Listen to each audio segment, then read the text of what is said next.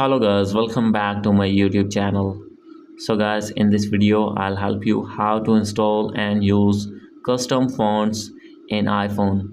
So guys, if you're using any iOS device and want to install custom fonts as you want, I'll help you how to do this. So let's get started without wasting any time.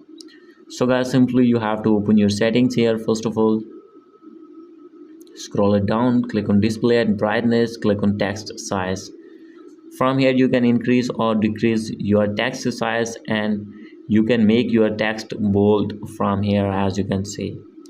And guys, if you want to install custom fonts, you have to go back, open App Store here, and guys, after this you have to wait for some seconds. Here you need to search fonts for iPhone. You have to search this one and you need to wait for some seconds. From here guys, you need to open your this app, that is fonts for iPhone. So guys, as you can see here, I have already downloaded this app. So guys, simply you have to open that app here. And guys, after opening here, below you will see here the option of fonts. And guys, from here you can get amazing fonts here. So guys, you can download and install any custom font from here in your iPhone, and guys, you can use it easily.